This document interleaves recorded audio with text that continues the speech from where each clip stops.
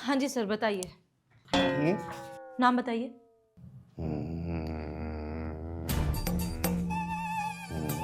Sir sir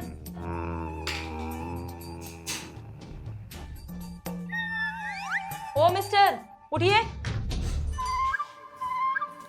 good morning madam.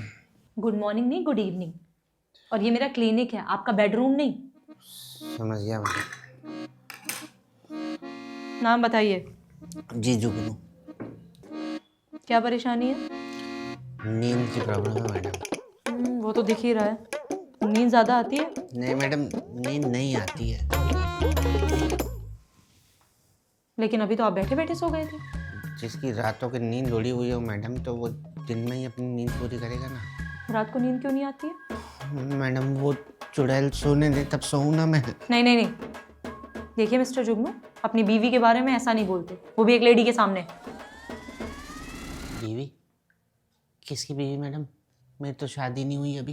लेकिन अभी तो आपने बताया कि आपको रात को चुड़ैल सोने नहीं देती। एक मिनट, कोई अफेयर तो नहीं चल रहा आपका?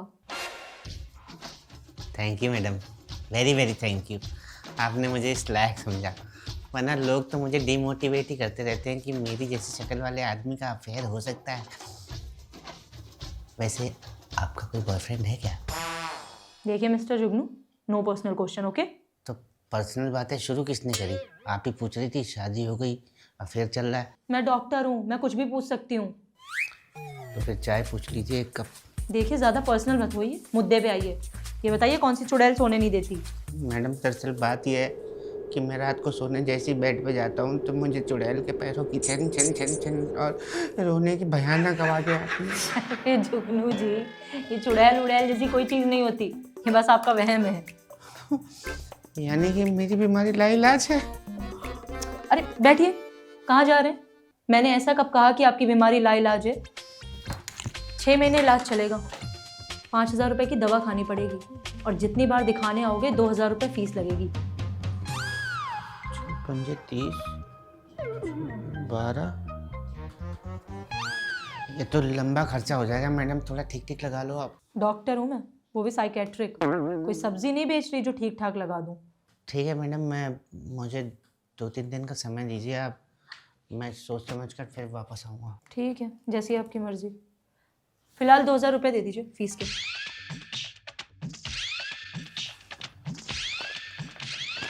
ये 500 से काम चल जाएगा मैडम?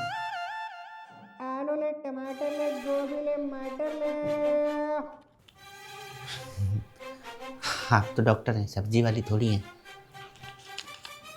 ये लीजिए 1,000 रुपये, बाकी के बाद में लगा लेना। कहाँ से आते हैं गधे।